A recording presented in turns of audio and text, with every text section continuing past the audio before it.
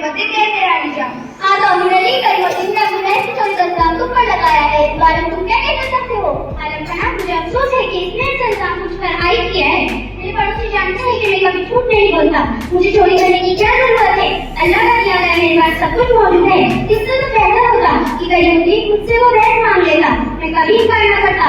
हुजूर, मेरे मोहल्ले का हर शख्स जानता है कि मेरे पास एक ऐसी भैंस है कि दूध देने में कोई इंसान नहीं। ये सरासर झूठ है।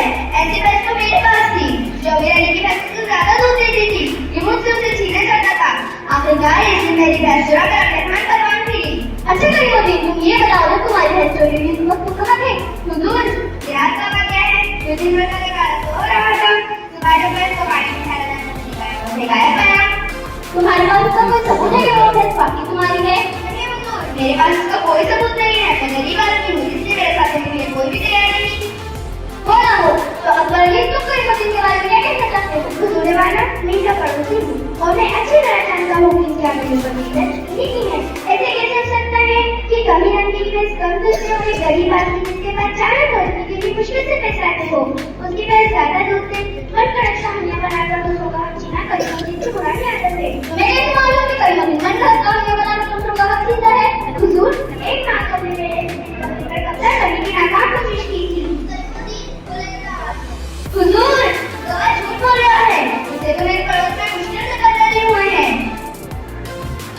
हुजूर, झूठ नहीं, ये बोल रहा है मुझे यहाँ 15 बरस हो चुके हैं। ये झूठ है, ताकत और झूठ है। मामला काफी पेचीदा है। इसका हल ढूंढने के लिए हमें यकीनन कुछ वक्त दरकार है। वज़ीर आज़म इस मसले के बारे में क्या राय है? हुजूर, दोनों परिवारों की बातें सुनकर मुझे करीमुद्दीन में शुबा हो रहा है। वो कैसे? जैसा कि करीमुद्दीन ने बताया कि उसका साथ देने के लिए कोई तैयार नहीं। मेरे शुबा की बुनियाद ये है कि इससे पूछा जाए ऐसा क्यों? हुजूर, मैं गरीब आदमी हूँ। हुजूर, मैं गरीब आदमी हूँ, इसलिए मेरे साथ देने के लिए कोई भी तैयार नहीं। गाँव के अक्सर लोग अमीर अली के कर्जदार भी हैं, वो अमीर आदमी हैं, इसलिए सब उसके खिलाफ गवाही देने से कतराते हैं। अच्छा करीमुद्दीन, तुम छोड़ जाएगी ये बाहर का जो हुकुम सरकार। अमीर अली, तुम कहते हो तुमने भैंस साल भर पहले खरीदी थी। हमें ये बताओ तुमने ये कितने में खरीदी थी? 10,000 रुपए में आना पड़ा। तुम दोनों की कहानी तय कर तुमने हमें ये भी बताया कि भैंस की टांग पर 10 के निशान भी थे। क्या तुम बता सकते हो कि वो कौन सी टांग पर थे? जी हाँ आलम खाना, उसकी अगली दाढ़ी डांग पर वाकई कदम है। बहुत खूब।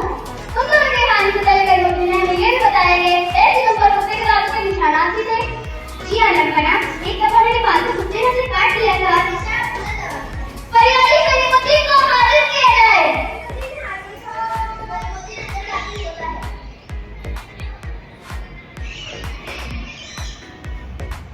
करीमुद्दीन, भैंस की टांग पर कोई दांतों के निशान भी थे?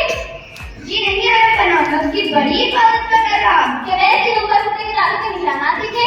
नहीं हुजूर, कोई निशान नहीं था। आगे हमने मुस्लिम को पा लिया। अमीर अली, तुम्हारा दर्द खुल चुका है।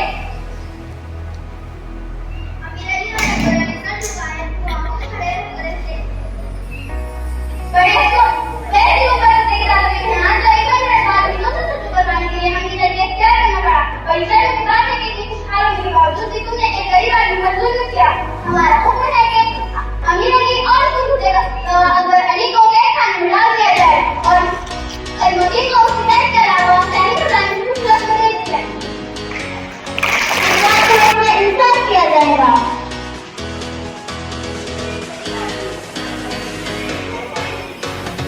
मेरे पड़ोस में एक अमीर आदमी रहता है, उसके पास 2 पैसे हैं। कल उसने मेरी भैंस चुरा कर मेरे घर एक मर्यादा की भैंस मांगी। क्या तुमने तो शिकायत की थी?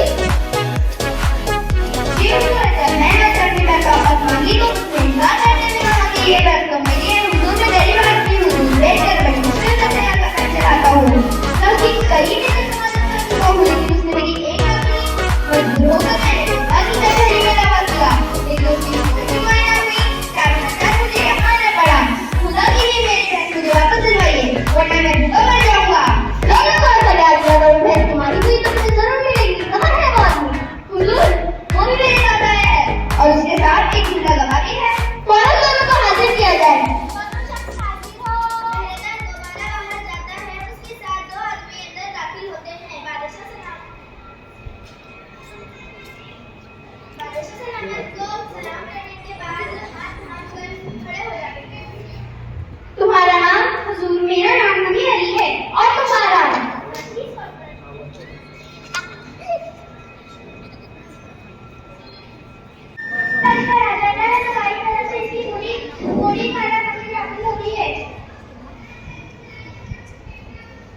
सामने। ए मेरे प्यारे भांजे, अरे खालाजान, आज इधर कहाँ से?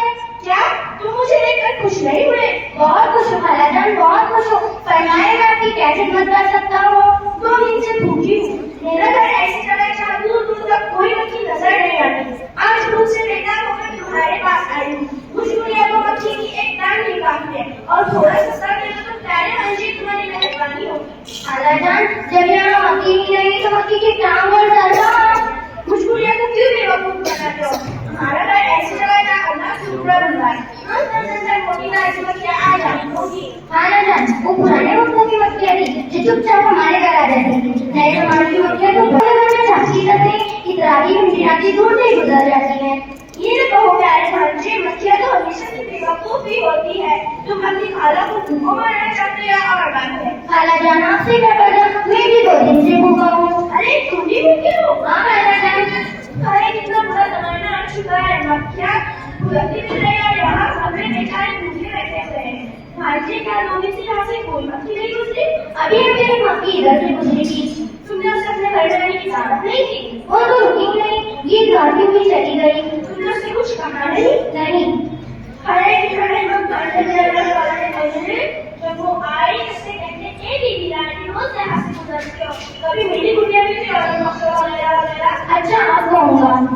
भांजे, ये दीदी की आवाज कैसी? खालाजान, शायद वही गाने वाली होती हो। अच्छा तो मैं चुप जाती हूँ। देखो भांजे, अगर जल्दी से काम लेना हो, शायरी से बात करना मजा है, प्रोग्राम है।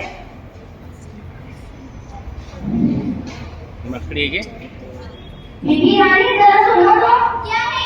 क्या है? क्यों 2 बजे गाने में पहले ध्यान से खड़े हो गए हो? इस बात तो तुम्हारा हर रोज गुजर होता है, लेकिन मेरी कुटिया की कभी किस्मत ही नहीं जाती। तुमने यहाँ मुझे से कभी पता भी नहीं रखा। क्यों रखूं? मेरा तुम्हारा क्या हाथ था? गहरों से ना मिला तो कोई बात नहीं, लेकिन तुमने अपनों से पीछे रहना का ठीक है? तुम मेरे अपने हो? और क्या, आओ आओ मेरे घर में आओ, इसमें मेरी इज्जत है। मुझे तुम्हारी इज्जत से कोई दिलचस्पी नहीं। सुना तुमने मम्मी मियाँ? क्यों नहीं? क्या मैं इतना बुरा हूँ? जाओ मियाँ मेरी रात को बिना कल मेरी सहेलियाँ रात के मोटे मोटे दाने की बेटी मेरा इंतजार कर रही है। ठीक है, उधर ज्यादा इंतजार कर लेंगी। मेरा घर तुम्हारा मुंतजिर है, तुम्हारा चाहो तो सामने वो सीढ़ी भी है। मैं जानती हूँ जो तुम्हारी सीढ़ी में तरफ फिर कभी नहीं गुजरा।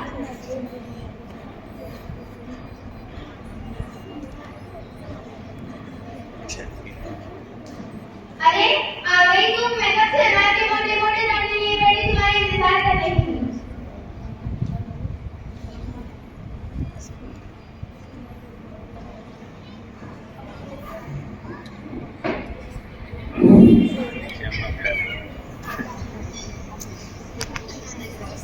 खालाजान, वो तो अपनी सहेली के घर अनाज बांटने चली गई। खाने दो खाकर और मोटी हो जाएगी। आखिर रात में इधर ही से गुजरेगी ना। वो कैसे? अगर सजा रखा है ना, उसे देखनी पड़ता है। अब वो यहाँ से गुजरे तो उससे अपनी हथेली खोल के गाड़ी भरने लगती। ये है वो है, दूसरे गुजर आई हो थक गई की तरह आराम कर लो। समझ गए ना? समझ गए। भांजे, बुलबुल की नसीहतों पर अमल करो, कभी घाटे में नहीं रहोगे। वो आ गई है, चुप है। बीबी मक्खी, जी मम्मी मियाँ? अनार मजेदार होगा। जी हाँ, बहुत मजेदार। तो फरमाइए क्या कहना चाहते हैं? तुम्हें मेरे घर आना चाहिए था। चाह देखने में बाहर से छोटी सी कुटिया नजर आती है, लेकिन इसके अंदर बहुत सारी चीजें हैं। दरवाजों पर बारीक पर्दे लगे हुए हैं, दीवारों को मैंने आईनों से सजा रखा है। मम्मी कहाँ? जी मक्खी साहिबा, वो तुम बड़े चालाक। जी नहीं, मैं तो तुम्हारा कदरदान हूँ। तुमने उसको समस्या लगाए नाराज क्यों होती हो? मैंने तुम्हारे भले की बात की है। दूर से उतर रही हो, थक गई होगी। मेरे घर में नर्म बिछौने हैं, थोड़ा आराम कर लो। इन नर बिछुड़ों से खुदा मुझको बचाए। इन पर एक बार कोई सो जाए तो फिर उठना चाहिए। खालाजान, मैं मक्खी को की नसीहत नहीं मानूंगा। वो क्यों? आपने जैसा कहा था मैंने उससे कह दिया, लेकिन वो इतनी चालाक है कि मेरी कोई बात को उसका असर ही ना हुआ। क्यों होते हो मेरा भांजे? अभी एक आखिरी हथियार और बाकी उससे कोई बच नहीं सकता। और क्या क्या है? वो हथियार है खुशामद। खुशामद से जहाँ पे सब काम करते हैं, दुनिया में जिसे देखो खुशामद का बदला होता है। ये हथियार आजमा कर देखो, कभी घाटे में नहीं जाओगे। खालाजान, वो हम लोग बड़ी चालाक है। होती मेरे खुशामद से तो ठंडी भी निकल जाती है, उसका दिल की जरूरत होती है। पूछेगा, वो आ रही है खूब पूछा करता है। खुशाम जी, शुक्रिया। क्या फिर सहेली ने बुलाया है? नहीं, अब कल जाऊंगी, ज्यादा खा गया है कहने में। पहले से खाना ना होता है, वक्त क्या तरकीब है। तुम तो बड़ी अकलमंद हो। तो तुम है। अल्लाह ने तुम्हें बड़ा अजूबा बख्शा है। जो तुम्हें एक नजर दिखता है, उसे तुमसे मोहब्बत हो जाती है। सच कहते हो। और क्या मैं झूठ बोलूंगा? तो तुम्हारे मुझसे तो तारीफ नहीं की जा सकती है। तुम्हारी आंखें या हीरे की चमकती हुई कन्या है। तुम्हारा सर अल्लाह ताला ने तस्वीर से सजा रखा है। वाह वाह, सुभान अल्लाह, अच्छी बेहद प्यारी है, बहुत खूबसूरत। अच्छा, जी हाँ, ये उसने ये पोशाक, ये मूवी, ये सफाई, और तुमने बुढ़ियों और बाकी को तो इतनी अच्छी लगती हो कि मेरे पास तो अखबार नहीं जिससे मैं तुम्हारी तारीफ कर सकूं। तुम तो बड़े अच्छे लग रहे हो और मुझे तुमसे कोई घटना नहीं, किसी का दिल तोड़ना अच्छा नहीं होता और मैं तुम्हारी मेहमान जरूर करूँ। आओ तशरीफ लाओ, मेरे नाम में आखिर विचार रखती है। मेरे को तो यार अभी तक आधा पौन घंटा लगेगा, पौन घंटा, आधा घंटा, 5:30 के बाद ही आज चलेगा ना। भूखे से कई रोज से आवाज जो आई, आराम से घर बैठ के मक्खी को उड़ाया। चलेगा तो कितना है वो मुझे क्या बाबा समान फरमाएंगे? अम्मा बाबा को भूल गया, हावड़े सास ससुर में भूल गया, हावड़े सारी जनता को वैगन बना रहा, हावड़े हिंदू मुसलमान को लड़ा रहा, हावड़े शादी करके जोरू को भगाता, हावड़े एनआरसी बोल के हमको डराता, हावड़े बार बार बाहर का दौरा करता, हावड़े जनता के पैसे बर्बाद करता, आते वो साइयों को छोड़ता, बेगुनाहों को कैद कराता, 12 में 500 के नोटा उड़ाता, गरीब लोगों का मजाक उड़ाता, मजहब बदल के कुछ होता, अब कुत्ते के जैसा रोता, स्कूल से छुट्टी मारता, टीचर को बहाने बनाता, घर काम को दूसरों से कराता, स्कूल में बड़ी मत बताता, सुनने में तो बड़ा मजा ले रहा, अब जाके दूसरों को भी सुनाता। बहुत अच्छे।